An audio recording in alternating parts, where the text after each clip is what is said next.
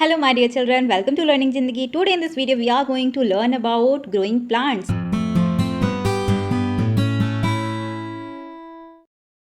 So next topic is dispersal of seeds. Seeds का dispersal, seeds कैसे फैलता है और ग्रो होता है उसके बारे में हम पढ़ेंगे. Seeds must fall and grow at a distance away from the parent plant. Seed का बहुत ज़रूरी है अपने पेरेंट प्लांट से गिरना और ग्रो होना. ओके, तो इसके लिए एक डिस्टेंस का होना बहुत ज़रूरी है. It all the seeds fall and germinate close to each other. और ऐसा होता है कि जब किसी भी प्लांट का सीड जो है वो गिरता है तो उसके आसपास में गिरता है और वो बहुत ही क्लोज फॉर्म में होता है और वैसे ही वो जर्मिनेट होना शुरू हो जाता है. तो they will struggle for nutrition, water and sunlight. ऐसे में वो न्यूट्रिशन, वाटर एंड सनलाइट के लिए स्ट्रगल करते हैं, यानी कि कंपटीशन होता है उनके बीच में. जब बहुत सारे सीड्स साथ में ग्रो होंगे और बिल्कुल पास पास में जर्मिनेट हो जाएंगे और वो ग्रो होंगे तो वो सभी को सेम न्यूट्रिशन की, वाटर की और सनलाइट की नीड होती है. तो ऐसे में सभी सीड्स को ये सारी चीज़ें नहीं मिल पाती हैं, तो जिसकी वजह से वो अपने आप में वो स्ट्रगल करते हैं न्यूट्रिशन लेने के लिए, वाटर लेने के लिए और सनलाइट लेने के लिए. तो ऐसे केसेस में क्या होता है कि in this process many of them would be die. ऐसे केसेस में बहुत सारे ऐसे सीड्स होते हैं जो डाई हो जाते हैं, यानी कि वहीं पे ख़त्म हो जाते हैं, वो नहीं ग्रो हो पाते हैं क्योंकि वो स्ट्रगल नहीं कर पाते हैं. Therefore, seeds should be scattered to far off places so that they do not compete with each other. इसलिए जो सीड्स होते हैं उन्हें डिस्पर्जल की ज़रूरत होती है. स्कैटर्ड का मतलब होता है डिस्पर्जल, यानी कि फैलाने की ज़रूरत होती है. इसलिए हमें कभी भी सीड्स को पास पास में नहीं डालना चाहिए, उसे दूर दूर डालना चाहिए. फार ऑफ प्लेसेस यानी कि जगह जगह में स्पेस दे करके दूर दूर उसे हमें डालना चाहिए. स्कैटर्ड यानी कि डिस्पर्जल करना चाहिए. So they do not compete with each other. तो इस तरीके से वो एक दूसरे को कम्पीट नहीं करते हैं. So the process by which seeds are scattered away from the parent plant is called dispersal. तो ये जो प्रोसेस होता है सीड्स को स्कैटर्ड करने का, फैलाने का, अपने पेरेंट प्लांट से दूर फैलाने का, उसे हम डिस्पर्जल कहते हैं. Okay, so here so many agents of dispersal. First one is gravity. It is the simplest form of dispersal. The fruits ripes and drops on the ground. For examples, mangoes, apples, etc. ये बहुत ही simple form है disposal का, क्योंकि इसमें fruits जो होता है वो पक जाता है और वो ग्राउंड पे गिर जाता है. ग्रेविटी की वजह से वो ग्राउंड पे गिर जाता है. और इसमें एग्जांपल्स में आप देख सकते हैं मैंगो हो सकता है, एप्पल, ऐसे जो फ्रूट्स होते हैं. आप मैंगो के ट्री के नीचे देख सकते हो कि ऐसे मैंगो के ट्री के नीचे जब मैंगो पक कर के नीचे गिरता है तो वहाँ पे नया प्लांट आना शुरू हो जाता है. Next one is wind. Very light seeds which have hair or threads attached to in them gets easily blow by the wind. जब ऐसे सीड्स होते हैं जो बहुत ही लाइट वेटेड होते हैं, बहुत ही छोटे होते हैं और वो हेयर फॉर्म में होते हैं या फिर थ्रेड फॉर्म में होते हैं, तो ऐसे सीड्स हवा के साथ बह करके दूसरी जगह पे गिर जाते हैं और वहाँ पे वो नए प्लांट ग्रो हो जाते हैं.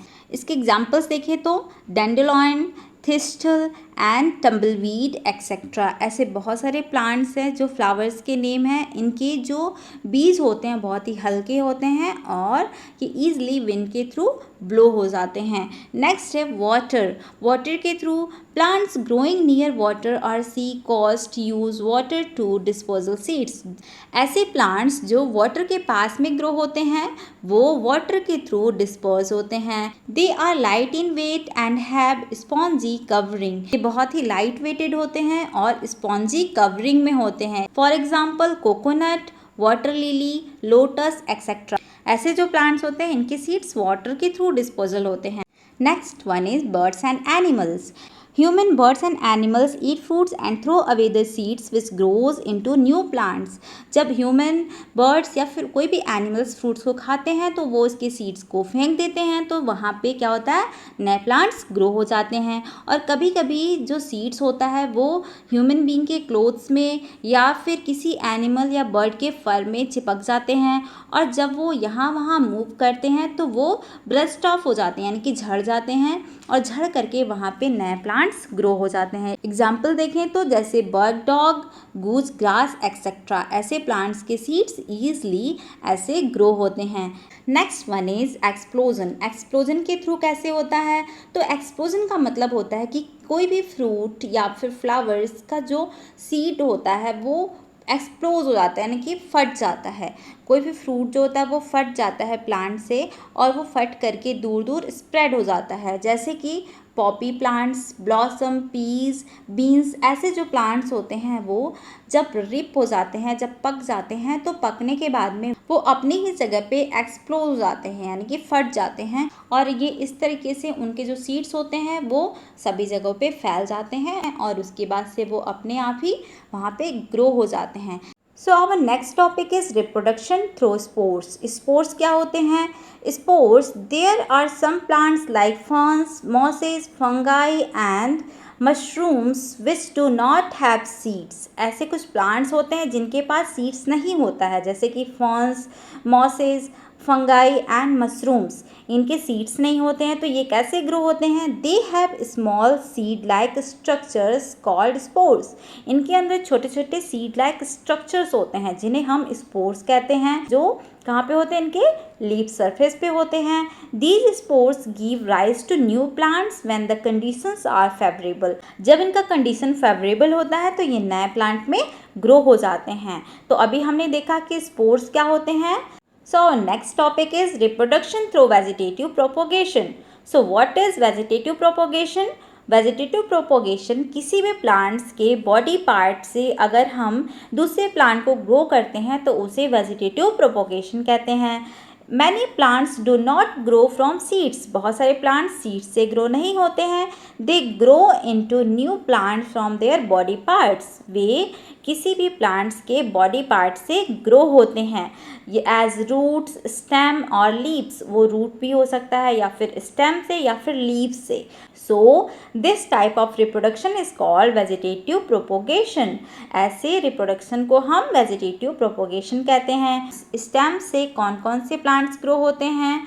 Rose, sugar cane, money plant etcetera, ऐसे प्लांट जो अपने स्टेम से ग्रो हो जाते हैं। जैसे रोज़ का अगर हम स्टेम काट करके लगाते हैं तो वो ईजिली नया प्लांट वहाँ से ग्रो हो जाता है। सुगर कैन भी, वो भी अपने स्टेम से ही ग्रो होता है। मनी प्लांट भी स्टेम से ही ग्रो होता है। तो ऐसे प्लांट्स की कटिंग को हम, स्टेम की कटिंग को हम ग्रो कर सकते हैं easily. Potato and ginger are underground stems which have buds to grow into new plants. Potato और जिंजर भी एक स्टेम होता है जो कि सॉइल के अंदर होता है, ठीक है, जो अंडरग्राउंड होता है। तो ऐसे प्लांट्स भी अपने बर्ड्स के थ्रू ईजिली नए प्लांट में ग्रो हो जाते हैं।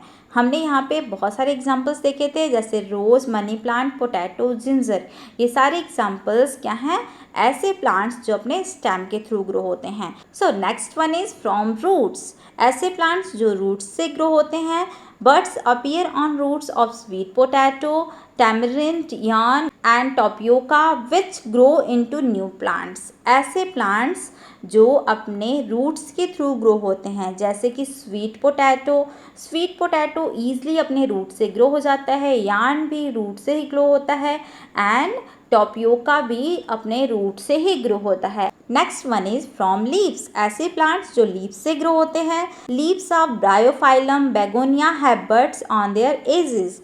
On coming in contact with damp soil, new plants grow from these buds. Okay, ऐसे प्लांट जैसे ब्रायोफाइलम, बेगोनिया, ऐसे प्लांट्स जब इनके leaves coming down in soil, जब ये सॉयल के अंदर डंप हो जाते हैं तो उसके बाद में यहाँ से न्यू प्लांट्स ग्रो हो जाते हैं।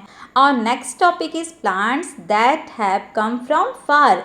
All fruits, vegetables, herbs and spices that we utilize did not originated in India. Many of them actually come from foreign soils over many centuries. They were bought by travelers, traders and inventors from other countries. ऐसे fruits, vegetables और spices यानी मसाले जिसे हम utilise करते हैं वो हमारे इंडिया में नहीं उगते हैं, इंडिया में नहीं ओरिजिनेटेड हैं। तो ऐसे प्लांट्स जो हैं वो हमारे इंडिया के सॉइल में नहीं होते हैं, वो अदर कंट्री जो फॉरेन कंट्रीज़ हैं उनके सॉइल में ईजिली ग्रो हो जाते हैं।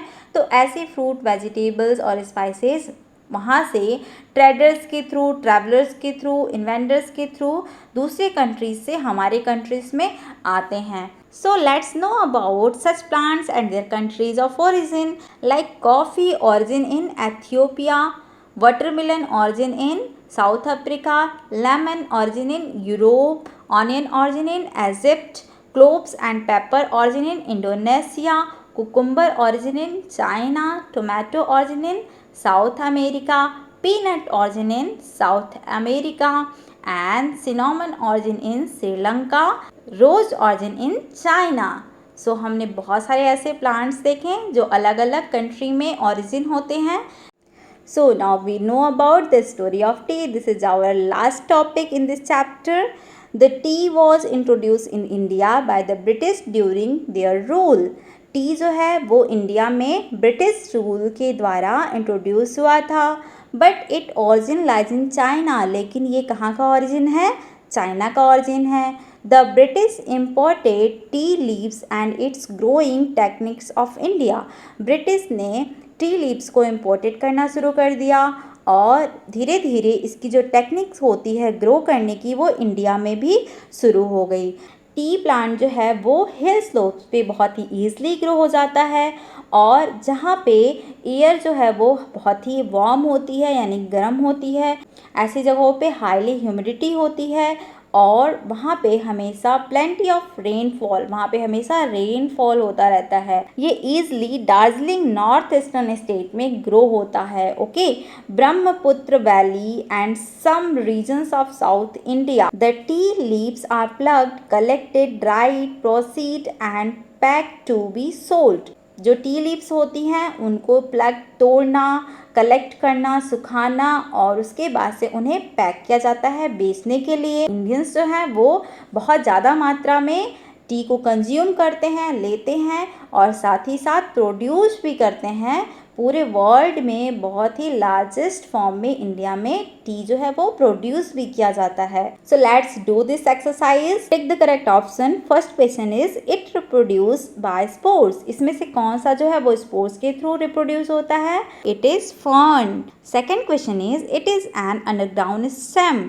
इसमें से कौन सा जो है वो अंडरग्राउंड स्टेम है? तो it is potato. Potato is a underground stem. Third question is they provide food to the embryo. कौन एम्ब्रियो को फूड प्रोवाइड करता है?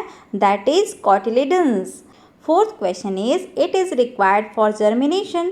जर्मिनेशन के लिए क्या क्या चीज़ें रिक्वायर होती हैं? Air, water, warmth and all of these. So answer is D, all of these. सभी चीज़ों की रिक्वायरमेंट होती है किसी भी सीड्स के जर्मिनेशन के लिए. Fifth question is which of the following plants reproduce विया सीड्स. कौन सा ऐसा प्लांट्स है जो सीड्स के थ्रू रिप्रोड्यूस होता है? तो it is coconut. Coconut is a seed fruit. Okay, so this all question has done. आगे के क्वेश्चंस हम नेक्स्ट वीडियो में कवर करेंगे. आप मुझे कमेंट बॉक्स में कमेंट करके ज़रूर बताइएगा कि ये वीडियो आपको कैसा लगा और